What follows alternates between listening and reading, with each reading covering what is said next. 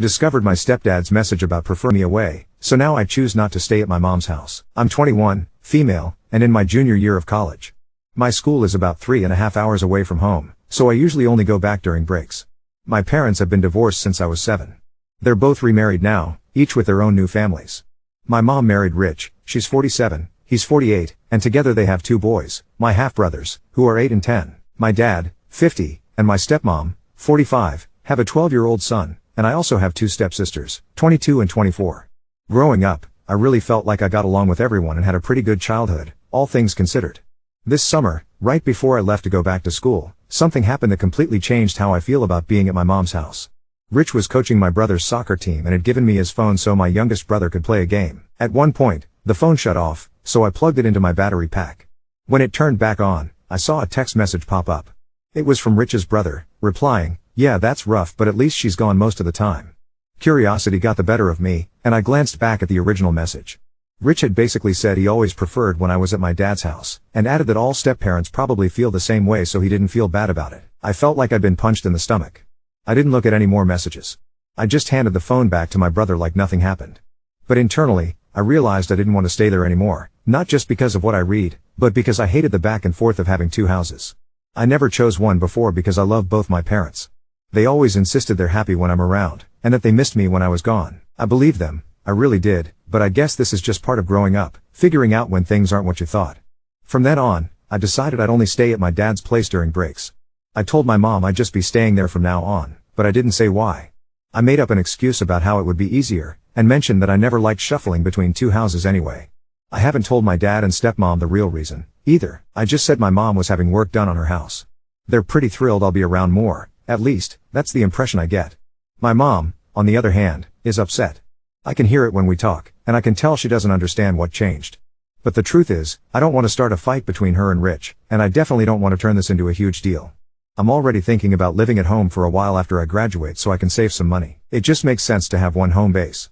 I know this hurts my mom and, honestly, I'm hurting too. There was a time when things were really rough between us when I was a teenager, so even though things have gotten better, it's hard to think about having a conversation that might damage everything again. Part of me is terrified to find out my mom might have felt the same way as Rich. I know in some ways I'm an adult, but that doesn't mean these things don't hurt or that I'm strong enough to talk about them yet. I'm probably going to tell her the truth eventually, I just can't right now. Maybe I'm being a coward, but it's just too much. Sometimes I wonder if my stepmom secretly feels that way too, but she always tells me she loves when I'm there, and that the house doesn't feel the same if I or my stepsisters are gone. Still, there were definitely moments when I worried neither of my stepparents really wanted me around, and I admit, I spiraled a bit over it for a while. Maybe it's just easier for my stepmom because she already had kids, and Rich's household is a bit different. I don't know. But right now, this feels like the best way to make everyone, especially myself, happier, even if it stings. Update 1. For context, I've been seeing a therapist for several months now. A few days ago, I accidentally saw a text on my stepdad Rich's phone where he said he preferred for me to stay at my dad's house. That hit me in the gut. It felt like he just didn't want me around. So, I decided that when I come home from college, I would only stay with my dad. When Thanksgiving plans started coming up, my mom called me a few times to talk about the arrangements. She kept insisting I should just stay with them, but I couldn't shake what I'd seen. So, I told her, very carefully and without mentioning the text, that it seemed like Rich didn't love it when I was around. I just said I got the feeling things were easier for them when I stayed at my dad's. I knew that if I mentioned the text, she'd accuse me of snooping, even though I hadn't. She didn't even miss a beat. She told me, almost offhandedly, that of course it was easier when I wasn't there. It's harder to bond and plan around someone who only lives with you part-time. It messes up the routines. She said it as casually as someone might mention it getting cold in the winter, but then she said something that really hurt, that I'm too much like my dad and I remind them too much of him. Hearing that from her, after I'd heard similar things from my dad, just made me feel like I can't win. It's like I can't make anyone happy. She told me I'm an adult now, that I should have already realized these things, but that she loves me and wants me there. Still, she said things are complicated, and she doesn't like feeling that I pick my dad over her. At that point, I just got mad. It felt like she was defending her husband and trying to force me out of their lives, not even listening to how I felt. She told me she defends me to Rich all the time, because, according to her, blended families are just complicated. I told her I'd stick to my plan and stay at my dad's, so she wouldn't have to deal with all that. But then she basically insinuated that my dad and stepmom probably felt the same way. I couldn't take it, so I hung up after begging her to have my back, for once in my life. Deep down, I think I always knew she felt this way. I wish I had just kept my mouth shut and stuck with my original excuse, that my stepsister needed help with her baby, and avoided making things worse. I guess she told Rich, because he ended up calling and leaving a voicemail.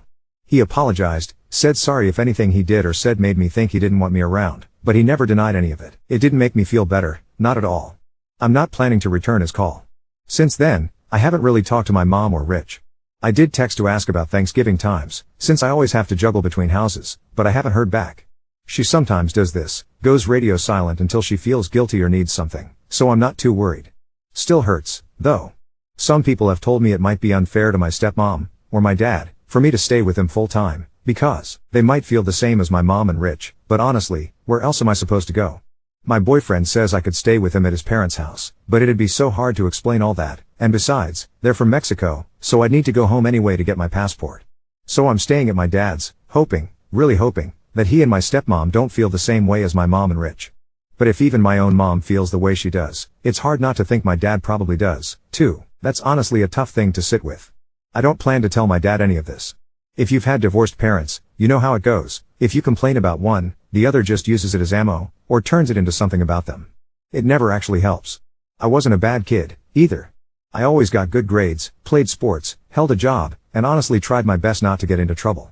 The problem is, my parents are both just really critical. I think I remind each of them too much of the other person, and as I got older and started standing up for myself, neither one of them liked it.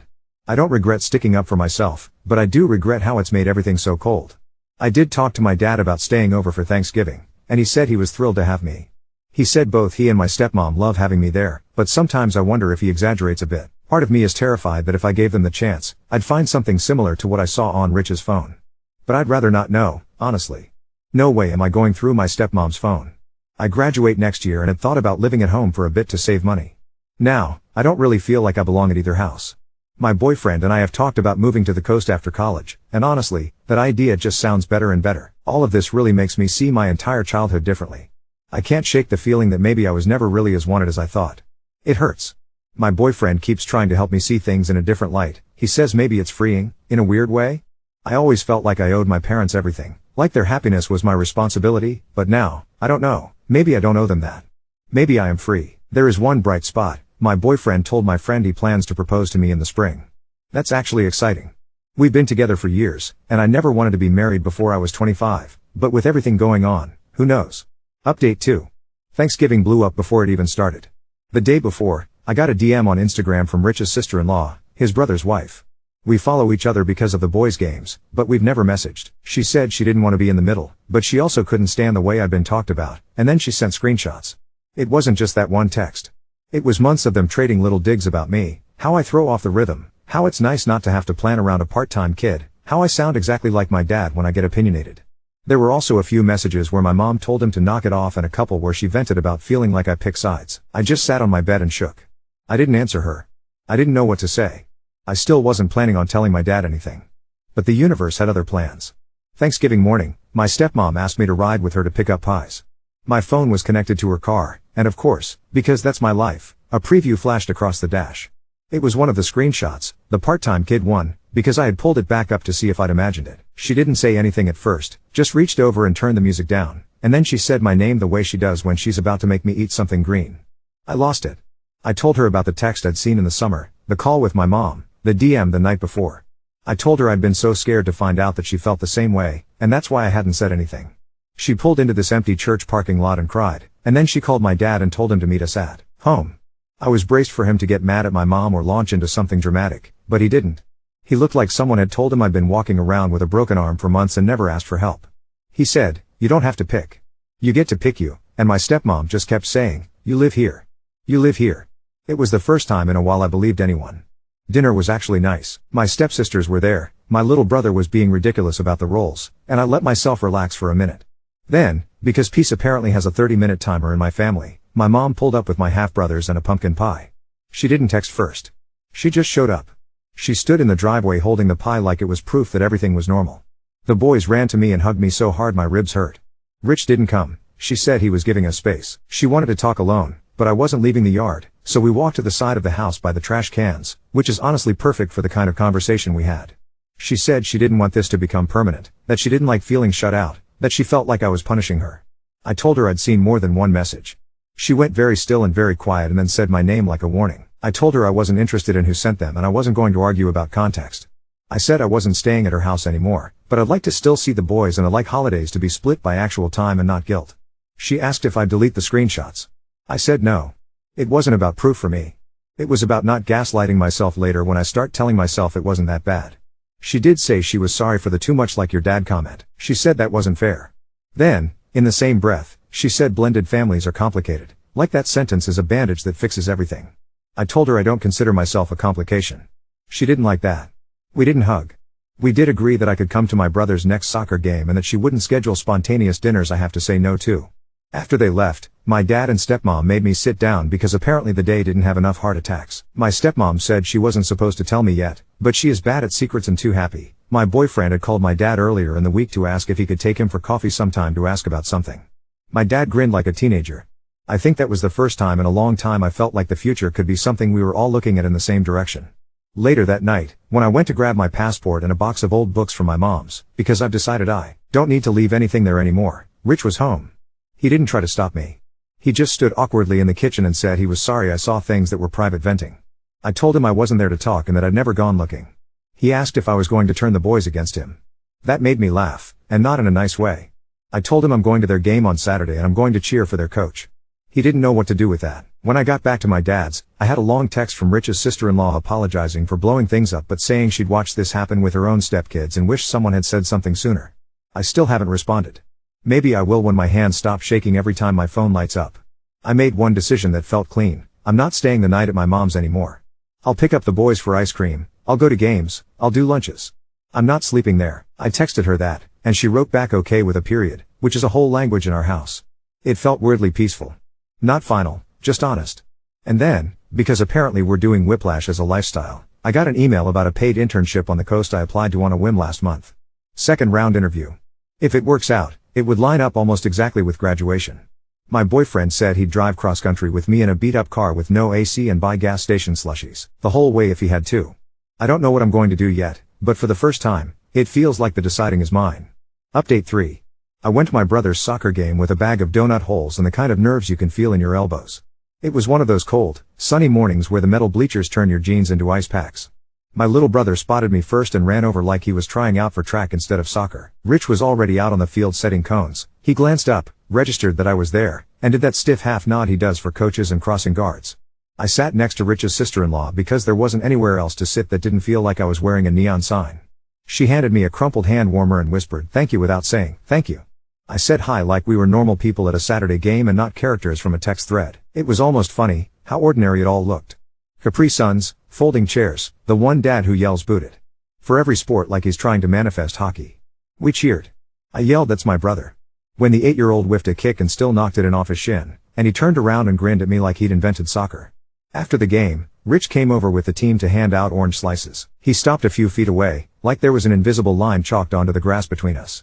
Good to see you, he said, and it sounded like he was reading from a label. I told him, good game, coach.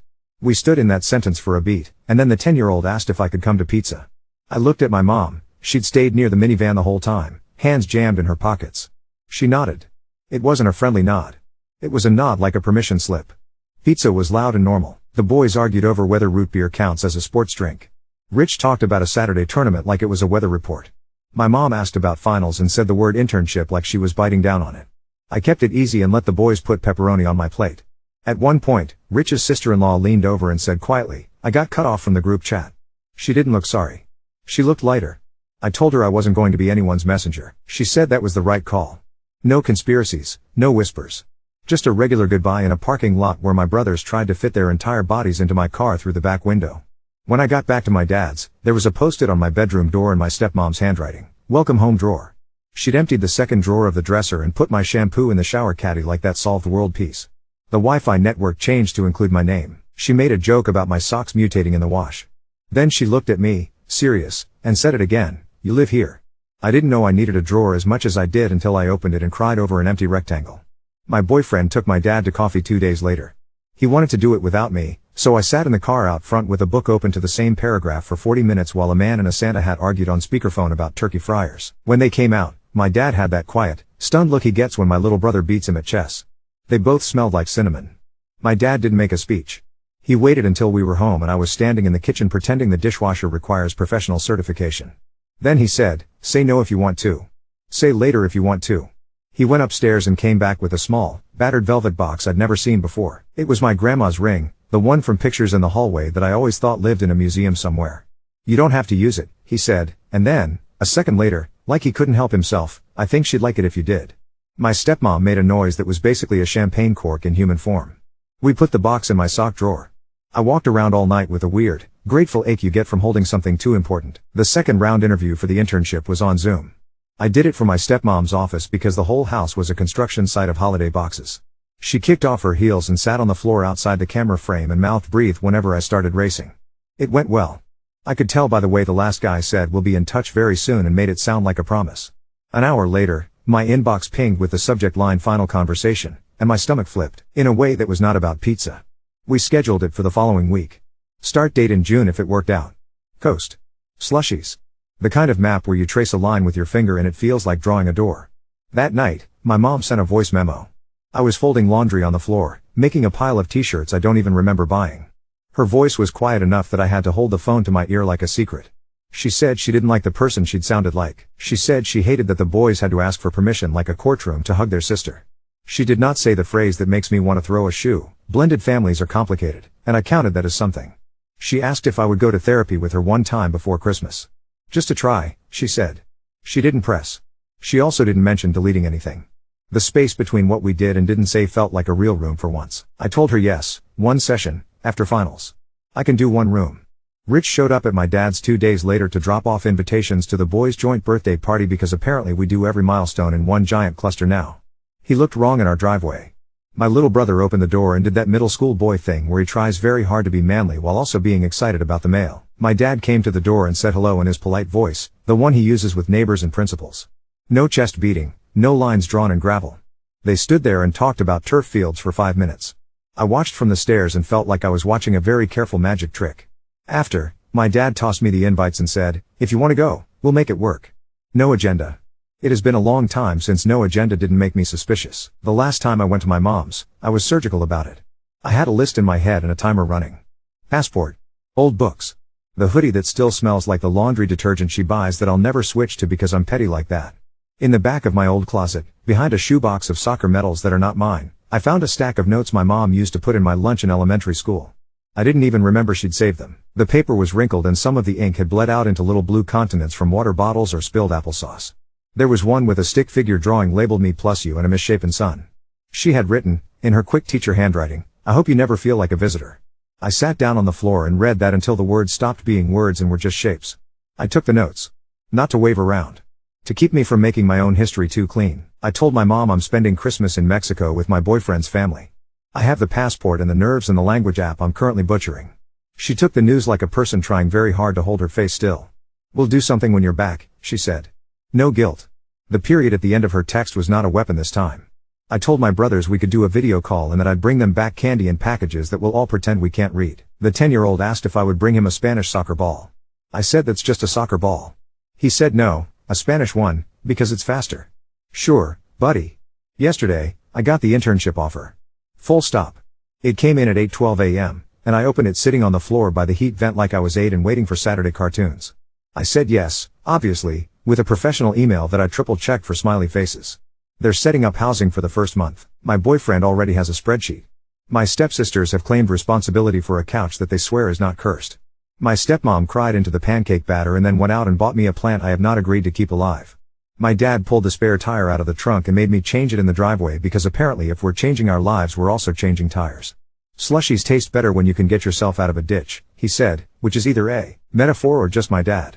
I texted my mom about the offer. She wrote back, "Proud of you." No other words. Then, a few seconds later, like she couldn't help herself, "Can I come to therapy early, before you go?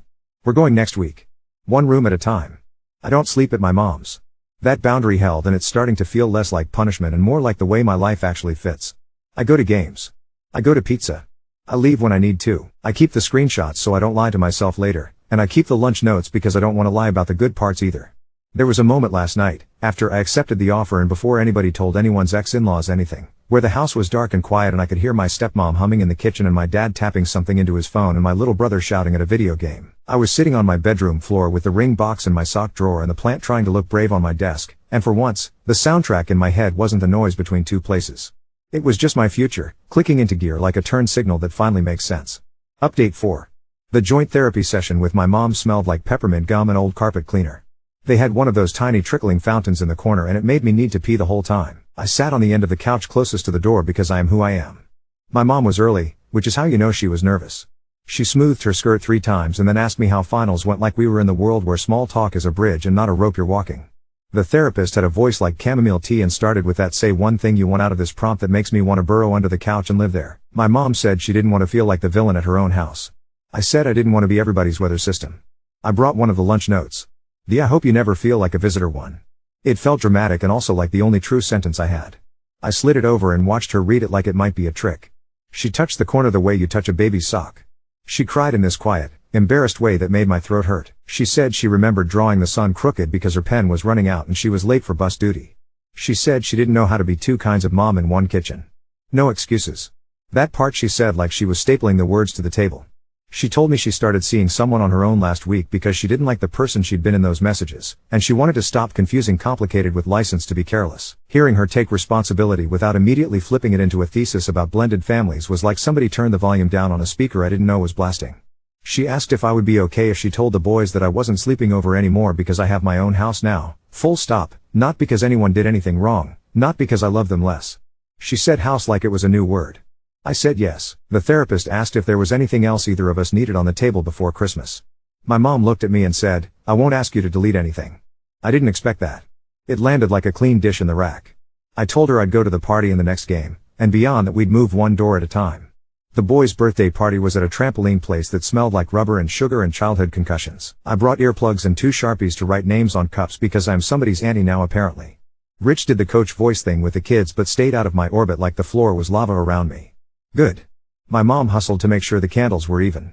There was this weirdly normal 20 minutes where the 10-year-old tried to front flip into a foam pit and kept getting stuck, and he yelled this is a tactical error in a way that made 3 dads choke on their Costco pizza. Rich's brother came over and hovered like he didn't know if I was going to bite.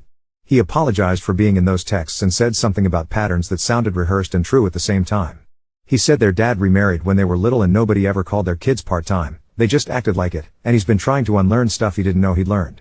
He didn't ask me to forgive anyone. He didn't ask me anything. He just said, "I'm glad you came." I said, "Me too," and meant it in that absurd way where you can be telling the truth in a foam pit. My dad showed up for the last 20 minutes with my little brother because the trampoline park had a ninja course and the 2 of them can't resist an obstacle labeled unstable bridge. They high-fived Rich like 2 people who have decided to be the most boring version of themselves for the sake of children, and then took turns falling off a fake spinning log like cartoon lumberjacks. I didn't know relief could look like 2 grown men pretending gravity is optional. 2 days later, I took my grandma's ring to get resized because my fingers apparently have opinions about humidity. The jeweler was one of those old shops with velvet trays and a bell that sounds like a doorbell from a black and white movie. He cleaned the ring and tilted it under a light like he was interrogating it, and then he pointed at the inside of the band. There were tiny initials I'd never noticed and a date I didn't recognize. He said sometimes people used to inscribe their wedding date on the inside because they didn't trust themselves to remember. The date was the night before my grandma and grandpa actually got married. I went home and asked my dad if he knew. He laughed and said they eloped a day early because the courthouse had a snow closure and your grandma decided a locked door wasn't going to boss her around. He said they stood under a streetlight with a friend who had a steady hand and a fountain pen and wrote their own certificate on the back of a church flyer, then made it official the next morning. It felt like the ring was a small, round time machine. It felt like permission. Mexico was a bright blur in the best and worst ways. The plane was delayed, my suitcase went to Denver without me, and my boyfriend's mom hugged me at the arrivals curb so hard my ribs forgot what their job was. The house smelled like caldo and laundry and orange peel. There were poinsettias everywhere and a nativity scene that kept expanding every day like a tiny neighborhood. Somebody's aunt braided my hair and tutted at my Spanish verbs until I stopped mixing up embarazada and avergonzada, which, if you're wondering, is not a mistake you want to make at dinner.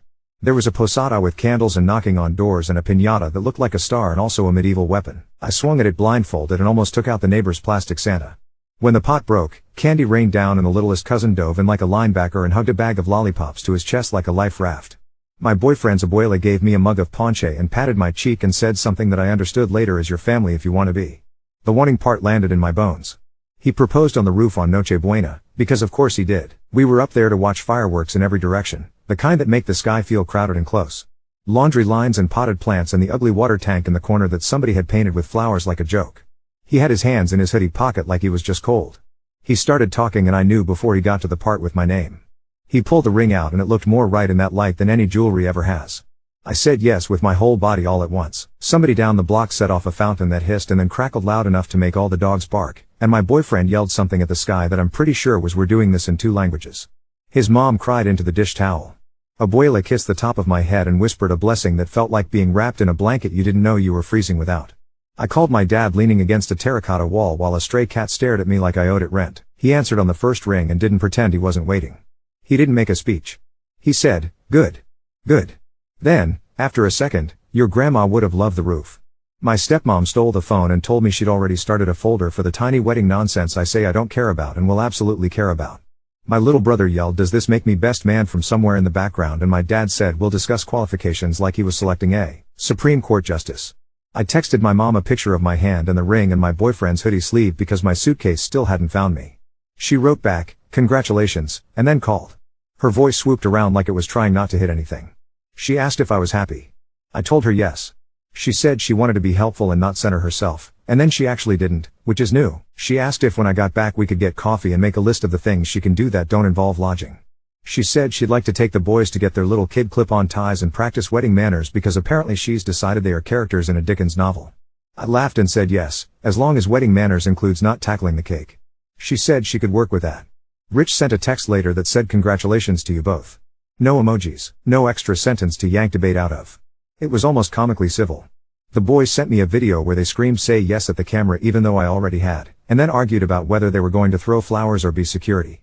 The 8-year-old said, "I'm going to be the person who says does anyone object," and then booed for 15 seconds and I had to lean against a wall to stay upright from laughing. My suitcase showed up on Christmas morning with a TSA sticker and a new appreciation for patience.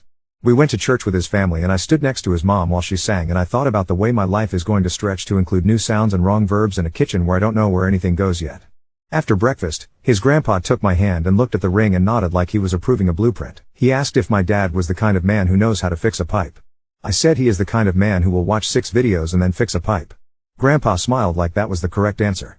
On the way back from the airport when I got home, my dad didn't ask any heavy questions. He just handed me a slushie even though it was 30 degrees because apparently we're committing to the bit. When we pulled into the driveway, there was a key on the hook by the door with a plastic tag that said my name, and below it, because my stepmom is not subtle, another tag that said +1. The house was a mess of pine needles and a puzzle that nobody admits to finishing at midnight. My stepsisters dumped fabric swatches in my lap and my little brother made a PowerPoint about why he would be a better ring bearer than the 8-year-old, complete with a slide that said I can walk in a straight line. My stepmom pretended she didn't cry. She cried. I went to therapy with my mom again the day after I got back. We didn't solve anything you can frame. We did talk about the word punish and the way it's been quietly steering our car for years. She said she told Rich that he doesn't get to vent about me to her anymore, and if he needs to vent about his life he can get his own therapist or talk to a tree. She said she knows she can't make him want what she wants, and also that he loves the boys and that's not nothing. I told her I'm not going to be her referee. She nodded. When we left, we hugged in the parking lot and it didn't feel like a courtroom. It felt like what it was, 2 people trying to be better at being each other's people. The internship sent me a housing packet. The studio is small and has a window that looks like it wants you to write in front of it. The company sent a list of what to bring that includes a fan and a light jacket like they've never met me and my blanket pile. My boyfriend made good on the spreadsheet. There is a line item called emotional snacks.